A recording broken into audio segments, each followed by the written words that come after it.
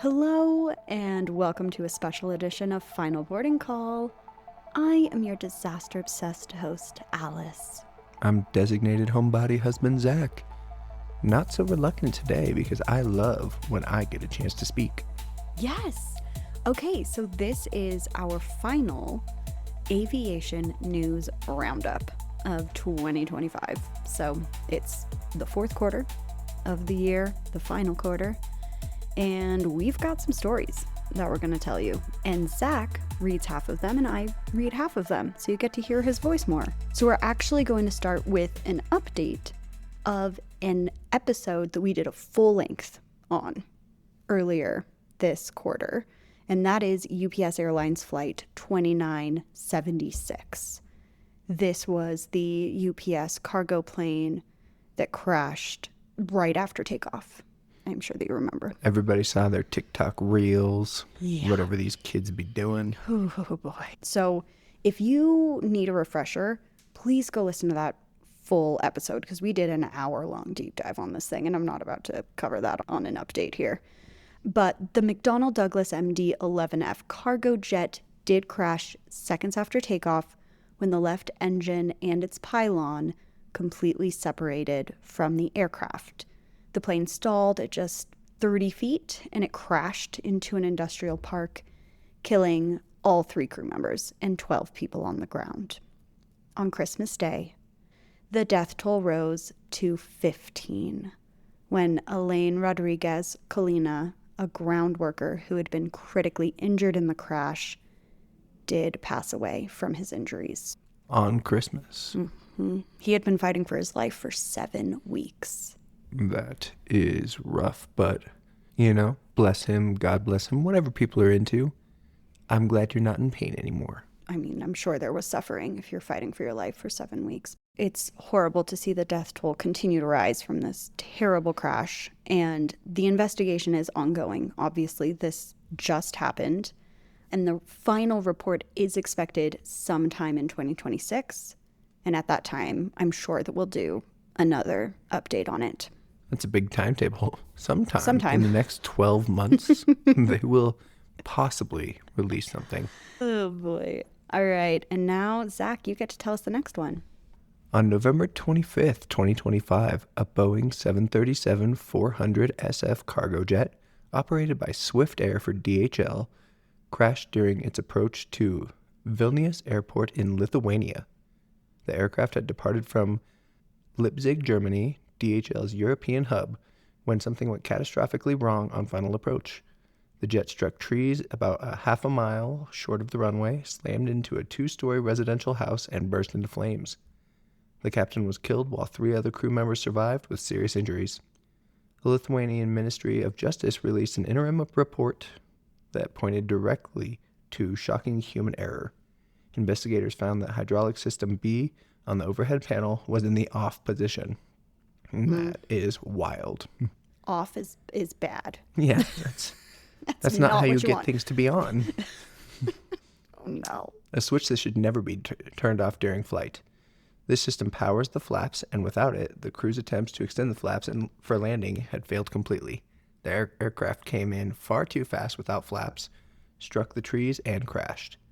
To make matters worse, investigators discovered the crew never activated the anti-ice systems despite freezing conditions, and they were communicating on the wrong air traffic control frequency during the final seconds. Oh my God, was it their first day on the job? There was a lot of errors going on. The surviving first officer is being treated as a suspect in the criminal investigation. The crash has raised serious questions about cargo operator training and whether the aviation industry applies the same scrutiny to freight operations as it does to passenger flights. Wow. Can you imagine being one of the survivors of a plane crash and then being like, I blame you? Wow, that's intense. Or even, I think I blame you. That's an intense one. On October 25th, 2025, Lufthansa flight LH433 from Chicago to Frankfurt became the scene of one of the most disturbing in-flight incidents of the year. About 3 hours into the overnight transatlantic flight, 28-year-old Praneeth Kumar Yusarapalli allegedly stood up and walked to where two 17-year-old boys were sleeping. Without warning, he attacked them with a metal fork from the meal service, stabbing one in the neck and the other in the head. What the fuck kind of demon did this guy have going on in his head? When passengers and crew intervened, he allegedly turned on them as well, striking a female passenger and assaulting a flight attendant. Multiple passengers eventually subdued this guy, and the pilots diverted immediately to Boston Logan International Airport, where law enforcement officers were waiting. Both teenage victims were treated for puncture wounds, and thankfully neither of them suffered life-threatening injuries, though obviously that'll do something to your psyche, being attacked in your sleep on an airplane. Well, honestly, I was thinking that, being stabbed in the neck with a fork could absolutely kill somebody. Oh yeah, that's a friggin' weapon. Like a serious weapon. Yusura Pauly, whose student visa had expired months earlier, was arrested and now faces federal charges for assault with a dangerous weapon aboard an aircraft. If convicted, he faces up to 10 years in prison plus deportation proceedings. This incident has reignited debates about in-flight security. So metal cutlery has been banned from carry-on luggage since 9/11, but airlines still use it when they're serving meals often. Which is strange. I've actually never had a metal fork in any of our meals that we've had together. Yeah, well, usually it's in premium cabins. Oh. We wouldn't know about that I life. don't belong there. We wouldn't know about that life there in the premium cabins. The premium folks are too good for plastic forks. I guess so. Us humble people trying to cut the driest piece of chicken with a plastic fork. That is cold. Cold. Where they tell you, Cold. we don't have a microwave. Liars. Yes, you do. That's a whole nother tangent I could go on. Without fail, our meal that we get when we fly to Hawaii is the grossest meal I will eat all year. Period. That's it. It's like dry, cold noodles with a plain, unseasoned, basically frozen chicken breast on top of it. Shout out United. Okay. Some aviation security experts have called for a complete switch to plastic or wooden cutlery, though airlines argue that this would be costly and, according to them, unpopular. Which I get. If you're eating a frozen chicken breast, it's hard to do that with plastic cutlery. The more troubling question is whether crew members are adequately trained to recognize potential threats from passengers who seem agitated or unstable. I don't know. Who's not unstable? Woof. On December 23rd, 2 days before Christmas in 2025, a Dassault Falcon 50 executive jet crashed near Haymana, Turkey, killing all 8 people on board, including Libya's Army Chief of Staff, Mohammed Ali Ahmed al-Haddad, and 6 other high-ranking military officials. The Malta-based Harmony Jets aircraft was returning to the delegation to Tripoli after meetings in Turkey when disaster struck shortly after takeoff from Ankara. The crew radioed air traffic control reporting a total electrical malfunction. Most of their cockpit instruments had failed. They used the Universal Emergency Code and requested an immediate return. Flight data shows the Falcon 50 experienced what investigators describe as a brief but high negative vertical speed. Essentially, the aircraft suddenly dropped while climbing through 32,000 feet. Within minutes, the aircraft exploded just before impact. Slamming. Whoa. Yes. Fully exploded before impact. What? Therefore slamming into Salamalmez Hill, about 50 kilometers southwest of Ankara. Turkish authorities have definitively ruled out sabotage. There was no evidence of explosives or external attack. Instead, investigators believe this was an internal technical malfunction that cascaded into complete failure. The black boxes were sent to the United Kingdom for analysis. On December 28, 2025, Turkey and Libya held a state funeral for al-Haddad. Wow. And the crash has had significant political implications for Libya at a time of ongoing internal tensions. On October 28th, 2025, a Cessna 208B Grand Caravan operated by Mombasa Air Safari, crashed in a densely forested, hilly area near Kwale, Kenya, killing all 11 people on board. The single-engine turboprop. What is my one rule? Nothing with one engine. Redundancy. People, drink. One. It had one engine. Such a fear of mine. Engines break. I did do that when I did skydiving. That was a single prop. Yeah. And But you're it jumping out of that scared- plane anyway. Well, I was ready to jump out of the plane. Okay. The single-engine turboprop was carrying 10 foreign tourists, mostly Hungarian and German nationals, on a scenic flight from the Kenyan coast to the world-famous Maasai Mara Game Reserve. The flight departed in good weather, but as it climbed into the hilly terrain, conditions deteriorated rapidly, with heavy rain and thick fog. At approximately 10:15 a.m. local time, the aircraft impacted a hillside in what investigators describe as a high-energy, nose-down attitude. Seems to really be a theme that we got going on. The nose buried itself over 7 feet into the ground. Ooh, that is a hard hit. Yes. That indicates to investigators that it struck at high speed with no attempt to pull up or level off. Or if there was an attempt, it was completely unsuccessful. The Kenya Aircraft Accident Investigation Department released a preliminary report pointing to spatial disorientation as the probable cause. The pilot lost visual references in the fog and couldn't tell which way was up. Wow. How trippy is that? It is trippy, but even on these small single-engine planes, they've got to have some instruments that are telling you what's going on.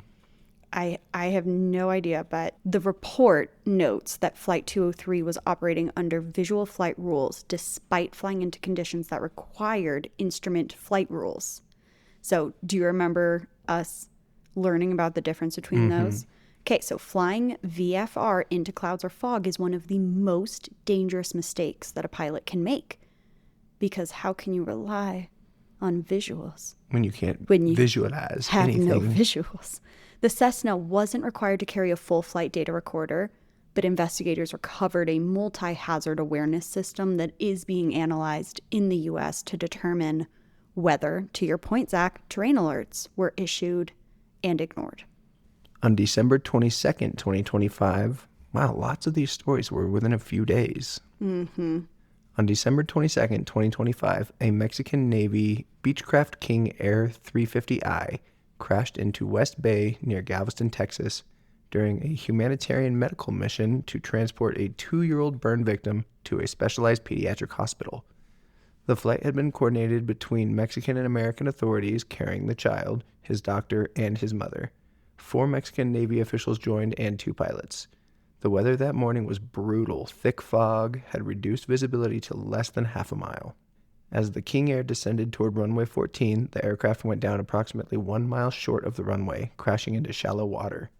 The impact broke the aircraft apart and began sinking immediately. 6 people were killed, including the 2-year-old patient, his doctor, and 4 Navy officers. There survived the child's mother and a Navy nurse. I would not want to survive if my child was killed in an accident. Yep, I'm out. But what happened next is remarkable. A local yacht captain named Skydecker, that sounds like a yacht captain's name. Yeah, that does. It sounds fake. Skydecker heard the crash, jumped into the frigid bay, and swam toward the wreckage. He found the Navy nurse trapped in the submerged cockpit with only 3-inch air pocket keeping her alive. Decker freed her and pulled her to safety before the wreckage sank completely. He's been hailed as a hero. The NTSB is investigating why the crew attempted a visual approach in conditions requiring instruments, especially since Galveston Airport instrument landing system had been out of service for over a week. Gee, sort of a deja vu situation. On November 28th, 2025, Airbus issued an emergency alert operator's transmission affecting over 6,000 Airbus A320 family aircraft, more than half of Airbus's global narrow-body fleet. Wow. That's a big deal. Engineers discovered that specific frequencies of solar radiation during periods of high solar activity could interfere with and potentially corrupt data in the aircraft's flight control computers. Wow. Modern aircraft like the A320 are fly-by-wire, meaning there are no direct mechanical connections between the pilot's controls and the aircraft's control surfaces. Everything is electronic. And when mercury is in Gatorade, then things don't work. It corrupts the data, Zach. And the aircraft could misinterpret pilots' inputs or lose the ability to respond to commands entirely. Wow. That sounds like a faulty system. The sun goes through 11-year cycles of activity, with periods of intense solar storms that can disrupt satellites and power grids. 2025 happened to be a peak year in the current solar cycle, which is probably why this vulnerability was discovered. Airbus moved with remarkable speed, so huge credit to them. The guinea pigs say hi. The software patch was developed, tested, and distributed within days. It's phenomenal. By early December, 98% of the affected fleet had received the fix. It does almost make me question, though, like, did they know about it beforehand and they already had some of it developed? Oh, who knows? I mean, Airbus also has some of the most brilliant minds in the world working on this. This is actually a success story because this could have been disastrous, but they caught it and they did what I love seeing in aviation. They actually recognized that and no, this is a problem. Lives matter. Yes. Let's just shut this down. Even though it is costly and a very big deal to ground a huge portion of your fleet. But hats off to Airbus for doing the right thing and preventing what potentially could have been a catastrophic incident. Many, many catastrophic incidents, honestly. Yeah. While this next story involves an incident from January 2024, the NTSB's final report was finally issued in late 2025, making it a significant Q4 news with major implications for aviation manufacturing. Alaska Airlines Flight 1282, a Boeing 737 MAX 9, suffered an explosive decompression when a door plug blew out at 16,000 feet over Portland, Oregon. The plug, a panel filling the space where an emergency exit would be in a higher density configuration, was ripped away, leaving a gaping hole in the fuselage. Gaping. Okay. Miraculously, no one was seated directly next to the plug, and all passengers and crew survived the emergency landing. The immediate investigation revealed that the door plug had been installed without 4 critical bolts. They were never installed during manufacturing, and nobody caught it during inspections. The NTSB spent nearly 2 years investigating and issued its final report in late 2025, formally blaming both Boeing for quality escapes, a sanitized term for missing critical safety components, and the FAA for ineffective oversight of Boeing's self-inspection programs. The report detailed a manufacturing culture where production speed was prioritized over safety checks. The practical result has been a permanent shift in FAA oversight. The agency has significantly increased on-site inspectors at Boeing facilities, reduced the company's self-inspection authority, and implemented random audits of completed aircraft. Phenomenal. Wow. Boeing has replaced several executives, overhauled quality control procedures, and slowed production to allow more thorough inspections. The final report serves as a bookend to one of the most significant aviation safety failures in recent history. Yeah, that's a big deal. That's this is a huge big deal. one. Yeah, and like random audits, they're going to be doing everything by the book now. Well, One slip will cost many dollars. Boeing. All eyes on you. Boeing. All eyes have been on them for years. And we will actually do this story in full as an episode, the Alaska Airlines Flight 1282, because now that I have the full report, I can write a much stronger episode on it, That's fair. which I'm really excited about. Okie dokie. You ready for the final one? I'm ready. Okay. For the final boarding call. For the final boarding call here.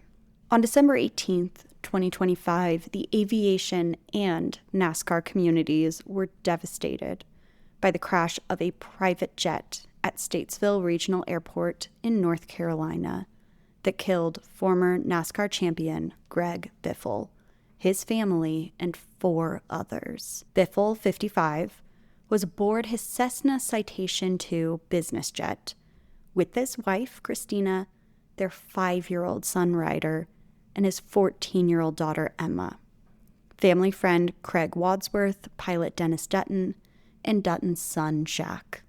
The jet had departed Statesville at 10:06 a.m. bound for Florida when something went catastrophically wrong about 5 minutes into the flight. The aircraft made a sharp left turn and began looping back toward the airport.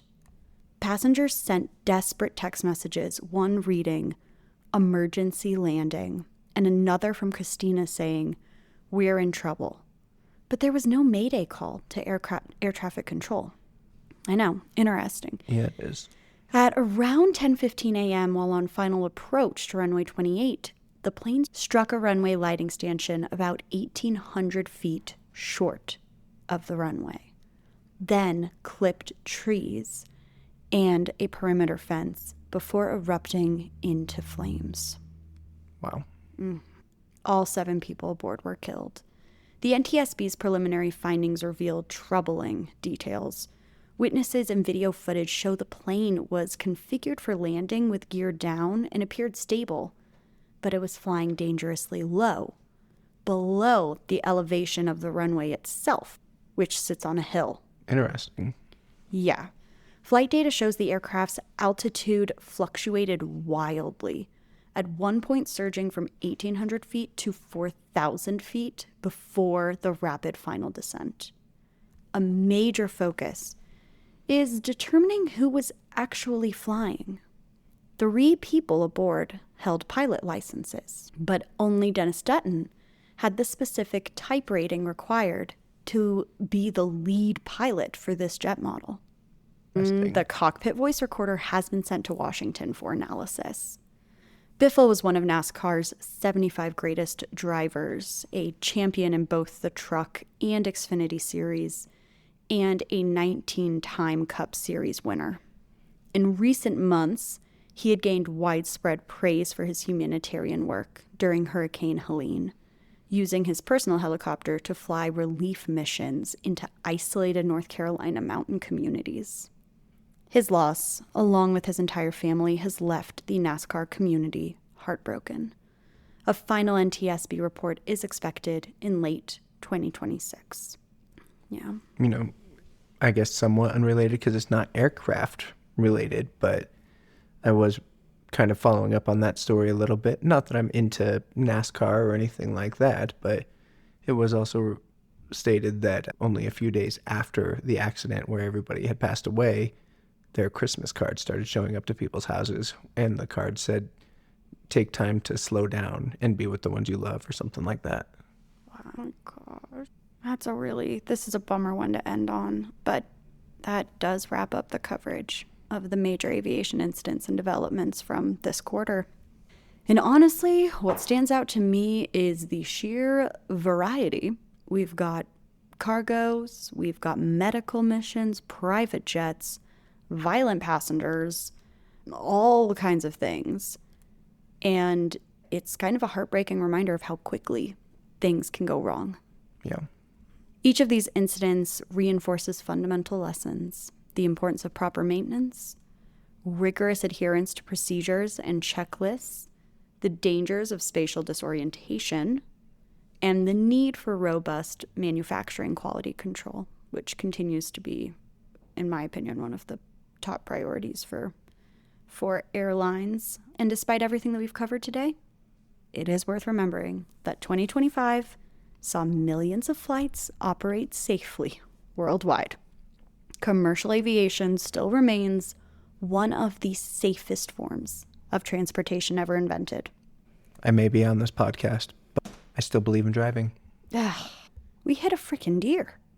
We barely clipped a deer because I was in control rather than some person I don't know. Vey.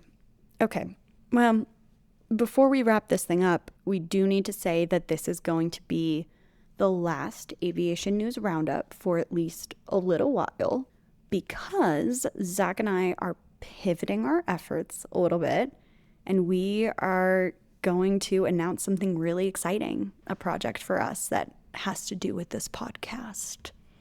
You can probably guess what it is. In the diverse world of what you can do with a podcast.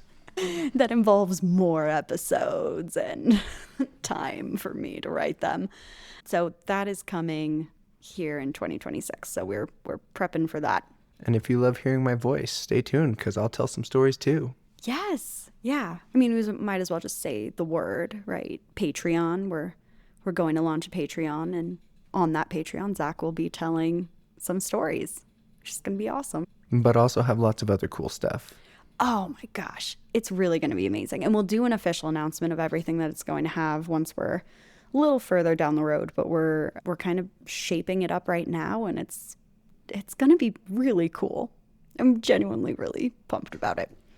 I can't believe that we let this podcast take over so much of our lives when it was just like a fun idea you had. Yeah, but it turns out some people kind of like it. Well, yeah. I wasn't sure if anyone was even going to listen to it. Besides Teresa, we've gotten a lot of positive feedback. Boring. Okay. Shout out to Teresa. Your baby voice drives me insane too. Yes, that's exactly how I would describe my voice. It's pure baby. Until next time, remember to stow your tray tables, fasten your seatbelts, and prepare for the unexpected. Because not every trip reaches its final destination. Goodbye. Goodbye.